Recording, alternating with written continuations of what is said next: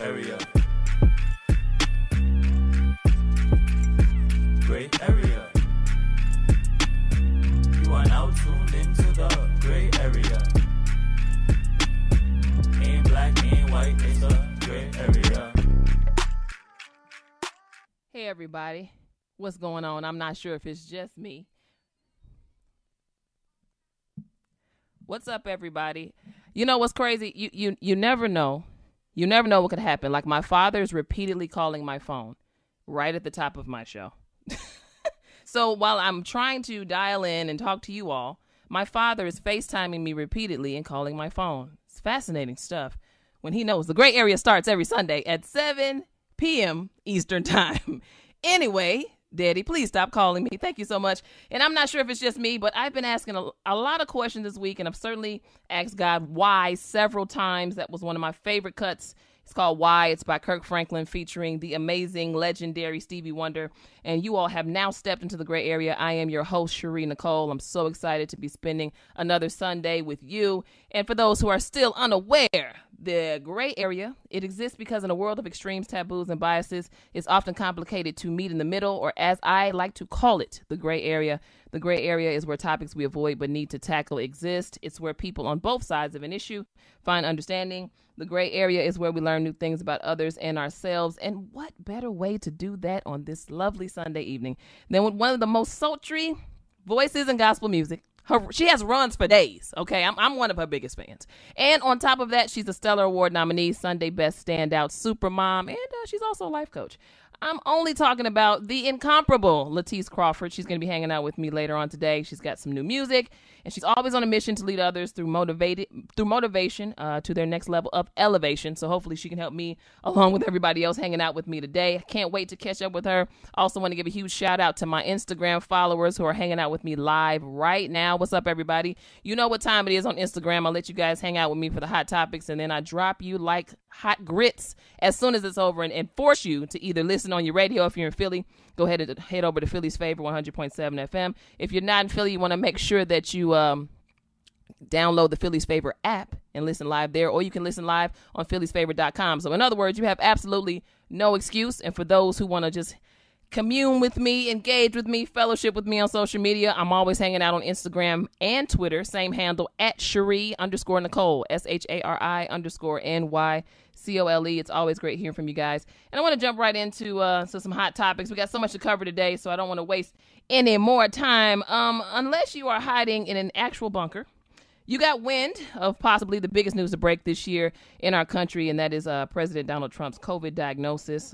Trump announced he was positive on Friday, and he was flown to Walter Reed Hospital only days later for treatment. Reports have come down saying Trump could possibly be released as early as tomorrow.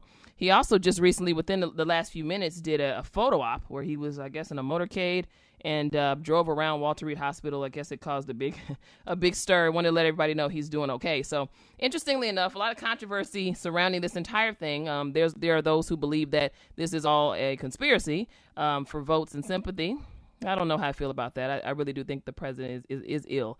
But this is it's all crazy. You know, there's been medical briefings over the last few days about Trump's condition with the staff at Walter Reed Hospital. A lot of people are baffled because there's several conflicting reports on his condition in recent days. It's been as far as to find out that he was on oxygen a day or so ago, and that his oxygen levels had dropped. And then we also have been informed that he's currently on several different types of medications to fight the virus. So on one hand, you got this stuff going on. Then you also have, on the other hand, he's doing photo ops and riding around in bunkers to kind of let people know, and doing videos on social media to let people know that he's okay. So, you know, it's what do you guys think? So Alicia's on my Instagram. She says it's a circus. Ray Love Jr., shout out to Ray Love Jr. How you doing? Congrats on the new job. Ray Love Jr. says Trump is trying to distract from the Proud Boys flub at the debate. See, this is what happens when you hang out with me on Instagram. I get to talk to you, and I get to, let you in on the show a little bit. Thank you guys for contributing your thoughts.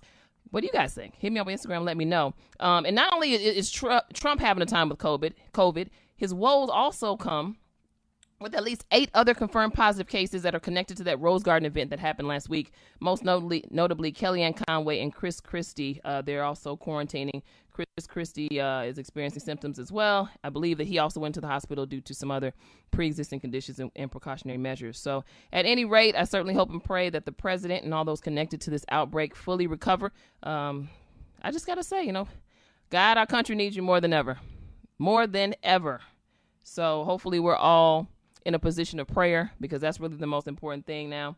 And there's nothing more left to say after that except vote. Vote on November 3rd. I say this all the time, guys. I'm never going to tell you who to vote for, how to vote. I'm just going to tell you to vote because it's your right. You should do it. A lot of people fought and died for your right to vote. So make sure you do that and have your voice heard, because your voice does matter and it does count. In other COVID news, it's never ending, guys. The NFL took a big hit this week when word got around about star quarterback Cam Newton's positive COVID test. Cam tested positive Friday morning. He went into quarantine directly after. And also several Patriots staffers, coaches, and players are quarantining now as well as a precaution. This is a bit of a bummer. Cam was doing his thing. Cam has had a tough couple years in the NFL. Coming off of Tom Brady, exiting, going to Tampa Bay Buccaneers. And here comes Cam, really with an opportunity to reinvigorate his career, just getting the swing of things with the Patriots. And now he has to take a seat for a bit. But at the end of the day, his health and that of his teammates and their families is the most important. So once again, I hope and pray that Cam gets well and has a speedy recovery, as well as everybody else affected by this. And, with everything that's going on, it's just a lot going on. Don Welton Jr., my father, I guess he stopped calling and FaceTiming me. Now he's on my Instagram, and he says William Barr is in quarantine, though he said he tested negative. Yeah, I just saw that right before I got on the air, that he's quarantining. So this has just become a circus of sorts, and all we can do, guys, is pray, because at the end of the day, this is a very, very serious thing. And for those who are excited about this type of thing happening to our president and White House officials and such, I want you to be mindful. It's never good. It's never good to desire someone's demise, regardless of how terrible you perceive them to be. Let God deal with people. That's not our job, to deal with people. Our job is to pray for this country. And so that God would do whatever necessary to make sure that there's order in America, because right now things are definitely out of order. And, it brings me, to a song that I think is very telling of the times. And I've got some words of encouragement coming you guys' way as well. And obviously one of my favorite voices, Latisse Crawford's going to be hanging with me too. But before then, I want to get into this cut. It's by Brian Courtney Wilson. It's an adaptation of one of Marvin Gaye's biggest hits. It's called Inner City Blues. Check it out. I love that song, Inner City Blues, Brian Courtney Wilson. Shout out to Brian Courtney Wilson. Shout out to Chicago, because that's how we get down. I wanted to leave you guys with an inspirational thought today. I was watching a series on Netflix. It's called The Playbook. It outlines the journeys of amazing pro coaches in all different types of sports. And the first episode is about Doc Rivers. He's currently the head coach for the Los Angeles Clippers. And, of course, he won that championship. Yeah, I'm a basketball girl, for those who can't tell. He won a championship in 2008 with Paul Pierce, Kevin Garnett, Ray Allen, and Rajon Rondo. So an amazing man. But he mentioned something when he was talking about coaching that I thought was an interesting point. He said that pressure is a privilege. And I started to think about that. Like, man, anytime I feel pressure, at least for me, sometimes it's associated with anxiety or, me having some form of fear or reluctance to push through in certain instances. It's not always something that's welcomed, but him saying that pressure is a privilege really got me to thinking about, what a gift we have, as he stated as well in the documentary, to be able to be put in positions to have to perform, to have to do our best. Because in those instances also, we allow God to operate through us via the gifts that he's given us, which is actually us acknowledging the gifts he's given us and actually offering praise to him in that manner. So I just thought that was an interesting point. So just think about, what are some things some areas of your life that you may feel a sense of pressure right now. And I want to encourage you to look at it a little bit different. Look at it as an opportunity that God has given you to move into the next level, not something that you should fear or be apprehensive about or even have anxiety about, but something you should welcome and celebrate and be grateful for, because that means that, where there's pressure, there's a breakthrough coming. So for those who are feeling the pressure, don't worry about it. Don't worry about it.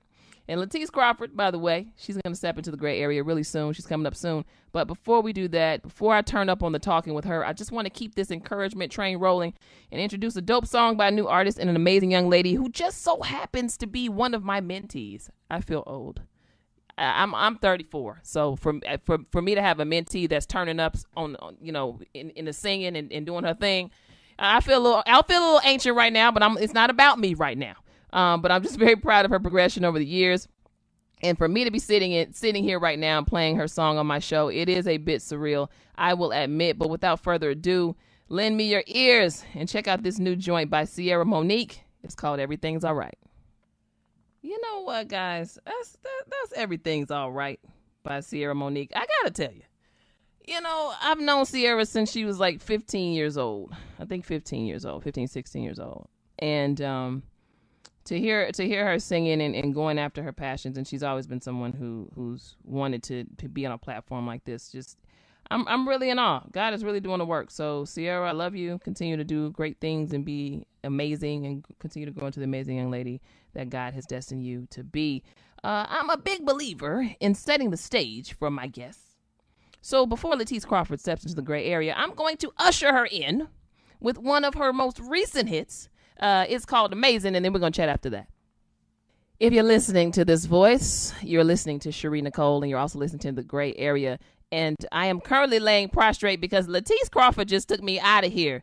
It was a run, I think she did, in the first verse that literally just wiped me on out. But I have her on the line. Latisse, what's going on? Hey, girl, what's going on? I'm so glad to talk to you. We talked a couple of months ago, and the connection went bad. And I just felt like we have unfinished business.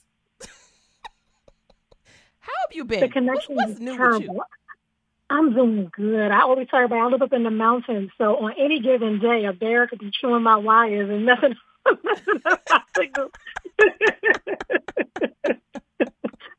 But I'm doing good. How you doing? I am good. I'm trying to maintain and keep my news consumption, fairly not low, because when you're a journalist, you have to kind of keep in touch with stuff. But I'm trying to make sure it's not excessive, because this is really something going on right now. This is really crazy. And I'm usually really quiet about this kind of stuff, just because sometimes as a public figure, people, they don't like your opinion and what you have to say. Yeah. And so just to keep the peace, I usually just, shut up and mind my business and not say too much and keep it to myself. But this time I'm just like, no, I got to say something. It's crazy. Yeah. So honestly, what are your thoughts? I mean, obviously COVID has been here for quite some time now. I think it's something that everybody's just learning to live with. But, now that it's infiltrated the White House in the way that it has, and we are literally less than a month away from the election, what are your thoughts on everything, and how are you kind of processing what's going on? Scary enough, I feel like that a lot of this was, planned out. I'm nobody's conspiracy theorist, but, I think that if you have not felt like there's a little bit of conspiracy going on, you are blind and dead, because it's just right in our faces, to feel all this time, for our leader, to kind of just tuck it under the rug and act as if this thing wasn't a big deal when so many people were dying. But now that it is almost like to his convenience, suddenly he's got it, suddenly he gets it, suddenly he understands, and this turnaround, I'm just like, and it's weird because the real him sneaks out, creeps out every now and again. He'll start with, "Thank you all so much for your prayers. I love y'all. I'm the greatest of all time. I'm the best." I mean, and it's just like, come on, bro. What is it? So it's just, it's ridiculous. It's really, really scary, and it's crazy that we're living in this time, but that we're living in this time with a leader, like this. Yeah. Yeah, I'm at a point, and I think we all are. It's kind of like, okay, Lord, we're just out here trusting God, because at the end of the day, that's really all we have right now. And, and there's different words, people are swarming around. Some people believe, as you, there's some things that are going on here that are a little off, that are a little weird, maybe orchestrated on purpose. And there are some people that are excited about the fact that he could possibly have it. I think for me, it's just, either way, our country needs healing. And I think that starts with repentance. And that's just something we have not seen, in my opinion. And so I'm hoping at some juncture we'll see some of that. But I wanted to get into just everything that's happening on the front with Black women. In particular, we kind of touched on this the last time I talked to you, and with everything that's kind of happened with Breonna Taylor's case and things of that sort, where do you see the conscious and the heart condition of Black women right now in light of all the things that are happening and that have happened?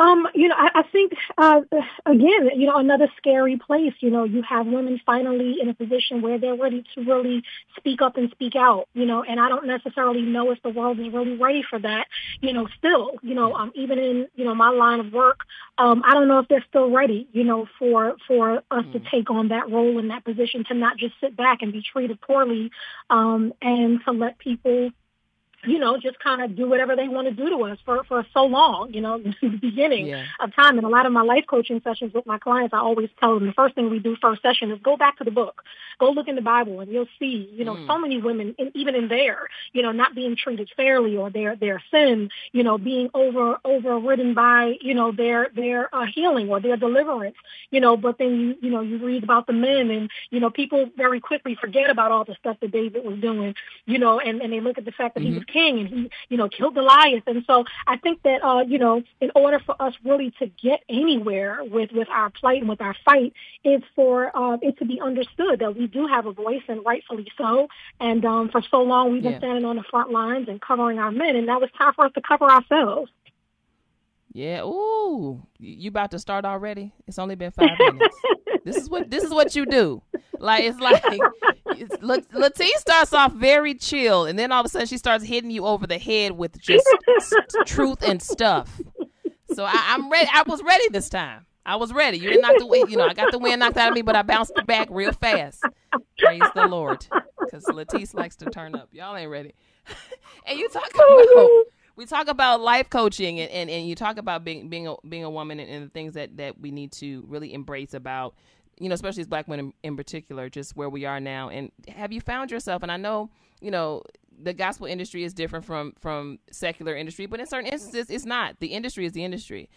Have you found yourself in positions where you've really had to try to figure out how to express your voice, but not necessarily without falling into those stereotypes that might make men in the industry look at you as, okay, she's too boisterous, or she's too opinionated, or things of that nature? Have you been able to kind of master towing that line?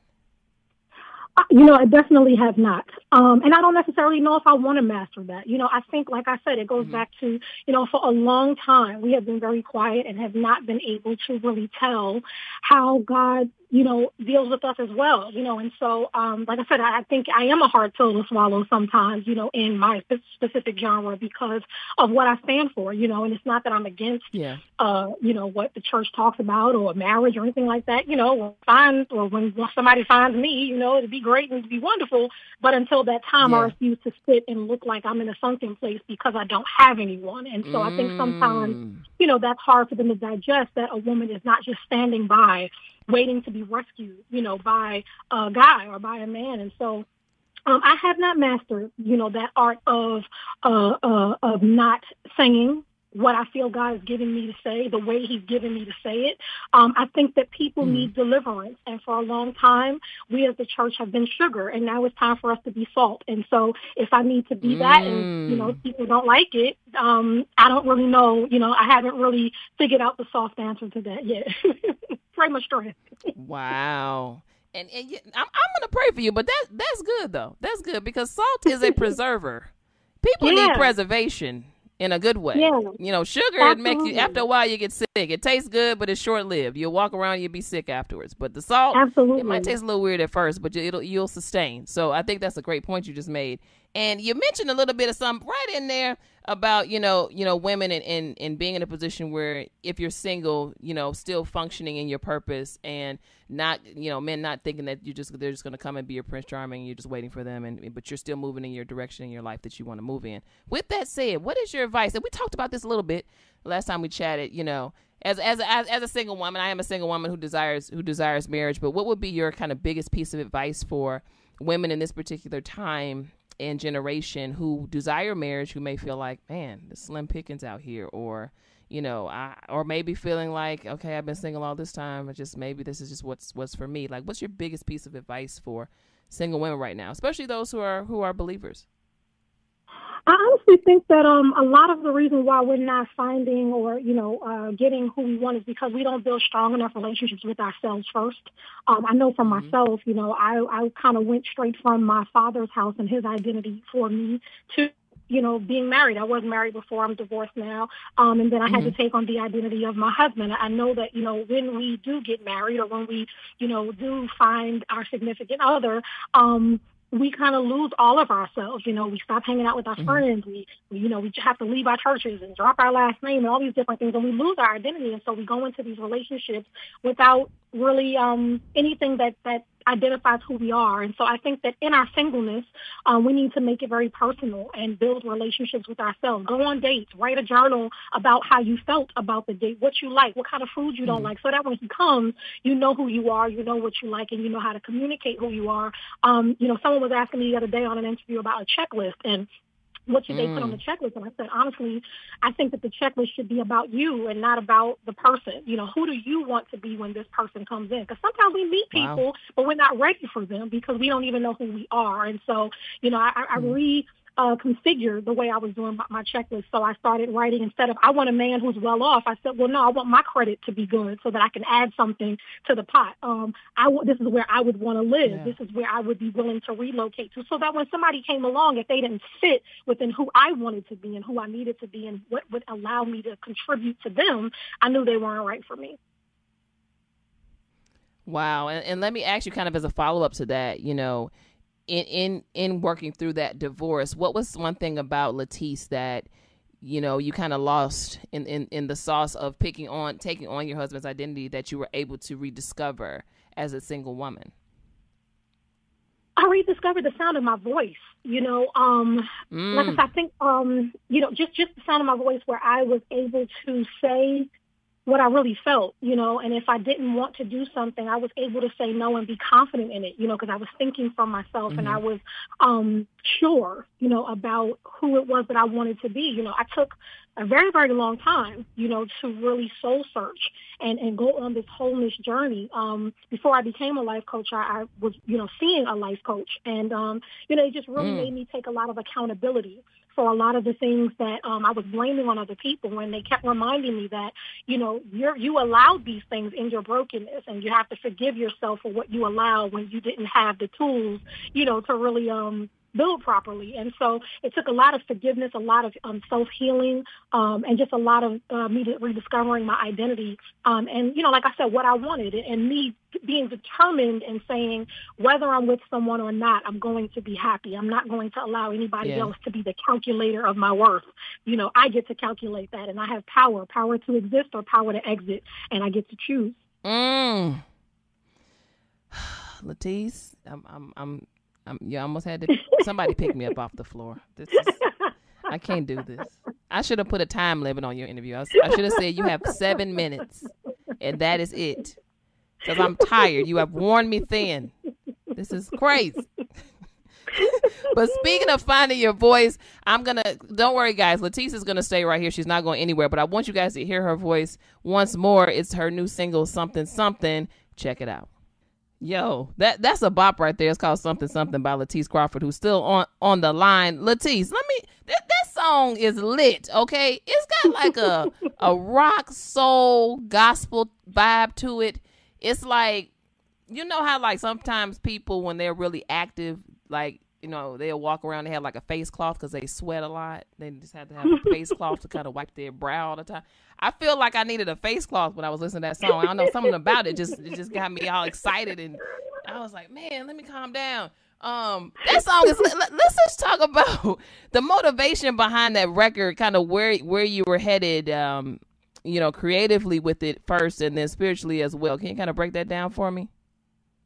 Yeah, most of my songs are very much spiritual and natural at the same time. I haven't really had to invite God into a lot of the more deeper spiritual stuff. I've had to invite him into the natural stuff, the stuff that I got myself into, the stuff that he was trying to tell me not to do. And I was like, it's okay, God. Shh, I got this one. I'm going to do it. It's good. And he was like, no, girl, stop. So this song, I remember this song vividly. I was doing the play for a play called Crowns.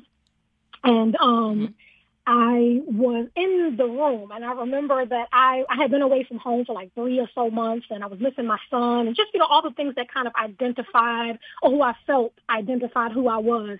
And I was kind of going back to some of those old text messages and some of those old people that I shouldn't have, like, let me see what they up to. Let me see what's going on. Guilty. And, we've all done it. Don't act saints. Don't act like you never done it before. Right. We've all done it. You be delivered from. Loneliness is a real. I know we like to blame a lot of things on the devil and whatever, but a lot of those things are things that we create. And so I was trying to go back to a lot of those things to kind of get myself through the night. And Spirit got a hold of me and just was like, you know what, you go on and you pray. And I never forget. I started praying. I probably got to like Father God in the name, and I was knocked out asleep. I woke up the next morning and just was like, wow. That's what you wanted. You just wanted my time. God just wanted my time. And so, by me realizing that and seeing it, I was like, you know what? Let me look at all this stuff. Yeah, Mama said you was bad news. Daddy told me to leave you alone. You ain't no good. Let me move all this stuff. But, it's just symbolic for me. The way that I've always dealt with spirituality has been very much like a normal relationship for me, where it's like God is this wonderful, amazing man. He's the man that, don't look like what you really want, because you want the guy with all the muscles and all the stuff, all that other stuff. But, God is the other guy that's really good to you, that's faithful and is always loving you, and he's always there for you. But it's that other man, over there that got the jogging pants on that you like, oh, I want to go talk to him. We like the joggers. Y'all like great joggers out there? I'm a great jogger fan. Me too. I'm a great jogger. We're always tempted by that guy, and we know that guy is not good for us. We know that guy's going to be a player. We know that guy probably got 4 big mamas. We know that guy ain't a good guy. But yet we get tempted by him all the time, and so that's kind of who I was, talking about in the song, just talking about it as if it was a regular relationship that I know where I should be. But I keep tipping back to you. But now you know what? Something got a hold of me, and now I'm good. I'm not coming back. I think I love it. This one of the things I was talking to. I had Kalante Gavin on the show last week, and we were talking about just the power of transparency. And he was speaking about his testimony and different things he's gone through. Being raised in the church and just kind of in the industry and things of that nature. And it was just such a powerful time. And it kind of speaks to even what you're just talking about right now. I think that sometimes in the Christian faith we just don't have these regular conversations. Like what we're saying right now, there's nothing, it's not necessarily this spiritual depth to it, but there are fundamental principles spiritually that we can take from it. But just being able to have an exchange where we can say kind of how we're feeling about something, and nobody's giving us a side eye like they didn't feel the same way at some point in their life. So kind of as a life coach, as a Christian, as a gospel artist, what would you say has been like the biggest breakthrough for you in terms of from a transparency standpoint, that's gotten you kind of to a next level spiritually, or professionally or even personally? I would say, me, really realizing that I can't really tell anybody how to use God if I've never needed him. And so, I've been, I try my best to be as honest as possible, not to condone anything that I've done, in my past, but just to really get people to understand that I'm not perfect, but God still was able to use me in my imperfection and then take those things, you know what I mean, and use them to help me get to a better place. And so, I try to use those things to make people understand, like, I don't want you to wait until you're perfect to come to God, because, the healed person doesn't need the physician. So be sick. It's okay. Come to God. Let him be your cure. And, so for me, it has really worked for me to just really tell people the truth, And like I said, it doesn't work for everybody. I realize I'm not for everybody, but I've become very comfortable in the part of the body that I function in, and that, I'm just understanding that, everybody ain't going to want the meal that I can serve, but there's another restaurant up the block and you can go up there and that one might work for you. Come on in. But those that like this, restaurant, come have a seat at the table and let's dine, So I think it really helps to become confident in who you are in the body of Christ and what he's giving you to say, and making sure you're saying it the way that he gave it to you to say it. I think that you should do a book of one-liners. You have these one-liners and colloquialisms that are just really hard-hitting. That should be your next book. It is really something. And every page just have a one-liner on it. Nothing else on the page, just the one-liner. Just the whole, maybe about 60 of them. Give us a 3-month book. I'm just saying, like, it just flows like water. I know I'm not the only person that thinks this. Y'all, let me and Latisse know how you feel. Hit us up on Instagram, okay? And then just hashtag one-liner book. That's all Oh, you got to do. God. Let us know. Let us know it's real. That's all I'm saying. And you know, I just had to say that. I'm Oh, sorry. But, you know, oh, that's Latiz, I've been hilarious. watching, you know, different gospel artists. Kiara Shear's doing her thing. Jonathan McReynolds, Todd Delaney, just to name a few, kind of going on the road or doing these very, these studio kind of tours and then just releasing the tour dates, you know, via the internet and things of that nature. So I'm watching the industry adjust and figure out how to maneuver and function amidst COVID. What's been kind of your strategy as far as getting out there? I know you're pushing music, you know, and a new album and things like that. You know, what's been your strategy in terms of making sure that people continue to hear your voice and your message? You know, honestly, it's been very difficult for me. You know, a lot of people don't know. I lost my mom March 1st, which was probably like the week before or the weekend before COVID really hit New York. That's, Wow. you know, home for me. I live up in the mountains now, but I'm from New York. And so literally within weeks from my mom passing, you know, I was losing other family members to COVID and, you know, friends were passing away from Yeah. COVID and stuff. So I honestly have been trying to be very kind to myself and not taking on too much. I know a lot of people are probably wondering why I'm not doing the shows and why I'm not, you know, being so much more visible. I've been trying to just preserve and heal. You know, losing a parent. You know, I Yeah. lost my dad 2 years before my mom, so losing you know, Wow. two parents in a 2-year time span is it's a lot. You know, and I never tried to pretend, you know, that I am just resilient, you know, or just so strong of a Yeah. person that I can just continue to push through. And so, you know, just to be really honest with, you know, you, the viewers, the listeners, I've been taking it really easy, you know, and healing and, you know, still doing what I need to do and trying to do to push the music and promote the music. But, you know, I've been trying to post up a lot of the older clips that have kind of gotten me through and gotten me here, Yeah. you know, to have 2 new singles and stuff. And I'm hoping that the messages of the singles are resonating, you know, with people and that's helping them Yeah. to get through until I'm in a better place that I can really get out there and do what they're expecting of me. Yeah. And a lot of us, you know, I've been guilty of this before, just that are workaholics, very much used to moving and grooving.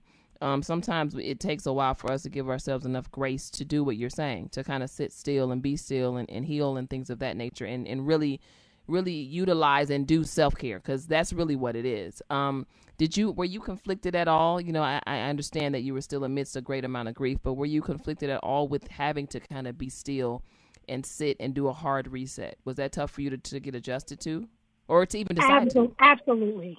Absolutely. I am definitely one of those people that's a workaholic. I'm a thinkaholic. You know, I'm always driving my manager crazy with all kinds of ideas and thoughts. And, you know, we kind of go back and forth on what we can do. And, you know, we had a plan, you know, as to what we wanted to do and how we wanted to get it done. And, you know, this kind of hit, you know, it you know, cut.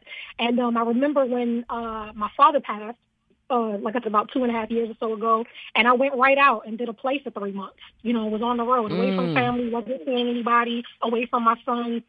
3 months, you know, gone, traveling, doing a play, and you know, I would have to, you know, work and stay, you know, focused and committed on the show, but I would go back to my apartment where I was, and I would lose it. Like I would break, you know, and I started seeing myself just going to a very, very dark place where I started being really distant from people and not wanting to talk, not wanting to socialize, you know, not being able to function. And so when my mom passed, you know, my mom and I, you know, that was the whole different relationship. And so when my mom passed, I said to myself, funny enough, a few days before my mom passed, I was in Nashville, taping, you know, shooting my videos for these songs and finalizing everything. And when I got home, she passed 3 days later. And so I told myself, Wow. I will never allow myself to be that more focused on work, that I'm not focused on my health. I will never die because of this. You know, I can't take this with me. And so, thankfully enough, I have a very supportive label and a very supportive team, that, you know, understands and they get it and they know, you know, that I need this time to just breathe for a little bit. And so they're doing their part and making sure things stay afloat and that things keep moving while I take a minute to breathe. Wow. And with that said, you know, while you're taking a minute and being able to reset and reevaluate and breathe and grieve and do the things you need to do, you know, are there any kind of plans you have or things you really want to do from an impact perspective as we turn the corner into the new year? Like, say, for instance, you're chilling the rest of this year, really kind of doing what you need to do for yourself. But do you have anything in mind for 2021 that you would like to share with everybody? Yeah, I'm working on definitely trying to do some kind of live concert. My manager and I are in talks about that now to figure out how and what creative we want to do. I don't like to do things where everybody else is doing it, so I got to try to figure out a way to be unique and creative. I'm also working on the life coaching stuff, and working on that. I just finished writing my outline for my webinar, my women's empowerment webinar, and so I'll be scripting that soon and trying to get it on a few platforms. I'm working on a book. I am working on a book. It's going to be a little bit different. A lot of people have been wanting me to do a cookbook, and so I'm working on that to try to see in which way I want to do it. And so it's not what you think. It's not going to really be about food. It's going to be about wholeness and getting to wellness. Recipes for whole life. And so, so I'm working on a lot of things and doing a lot of writing. I'm hoping to be writing for some other artists and stuff soon and doing some more features and stuff. So, I think 2021 will be really, really good for me. That's super dope. And I have to ask you this. This is like kind of off topic a little bit, but I'm just curious, It's not a lot of artists, in my opinion. This is my opinion, everybody, okay? Don't shoot. It's not a lot of artists that, to me, can do runs and with a certain level of control that is not obnoxious and overwhelming. You, to me, are one of the few artists, you got runs for days. You turn up on the runs, and I never get tired of it. What is the key to a good run? For all of us aspiring vocalists out there, for all the current vocalists out there, what is the key to a good run? For me, it's the emotion. Runs are not just runs for me. They're ways for me to kind of express a feeling or an emotion. So if I'm doing a run and it's coming from a more, painful place, I may start lower and then kind of go up and brighten it up to show that I didn't stay there. If it's going from a brighter place, going to a lower place, I try to use the runs as segues to get from one emotion to the next. And so I really look at before I really wanted to be much of a singer, I wanted to, do a lot of theater. And so I kind of try to approach every song as if it's a show. And so, I try to take the listener through the emotions, even in the way I'm pausing a lyric or, phrasing a lyric or maybe the texture or tone that I'm giving in the lyric, just to make them feel the song more. So for me, the runs and the trills and all that stuff is just another segue of emotion. That's super dope. Do y'all realize how deep Latisse is? She just broke that all the way down. So it's like, she's real cold. She could sing down. But it's a whole strategy behind it, which makes it even more fun. That's super dope. Latisse, I just, before the good people cut me off the air, I just, first I want to thank you for being on the show, and I adore you. I think you're amazing. It's always fun being able to talk to you. How can people keep in contact with you, whether it be just to find out everything you have going on the music side, or also for those who are looking for a life coach and who may be interested in working with you in that capacity? You guys can, find me if you look for Latisse Crawford. Latrice is cool, but she ain't me. I ain't got no R in my name. It's invisible and silent. It doesn't exist. It's Latice Crawford. Latrice, who's calling you Latrice? Because who you throwing who you throwing the shade at? They like to call me Latrice. They like to. They really do like. They'll be on my page and see it's Latisse Crawford because you searched me and they still call me Latrice. It's a demon R. It's a demon R. The saints can't be delivered from it. I'm telling you. Oh Lord. Well, we speak out. We speak against it right now. We rebuke the R. There's no R in her first name. Do you understand? Everybody, it's Latisse, which is to me is a more fun name anyway. Well, anyway, Latisse, thank you so much. I love you. I adore you. Thank you for hanging out with me on the Gray Area. Of course, I'm going to have you back sometime soon because it's just always a good time. But God bless you. Stay safe out there, sis, and keep turning up and being amazing. Thank you. You too, sis.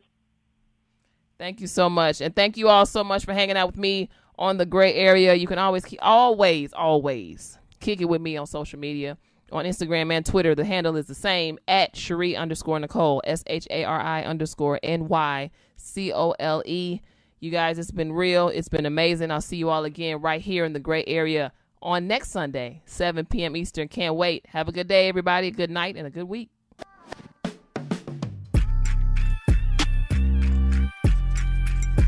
Gray Area.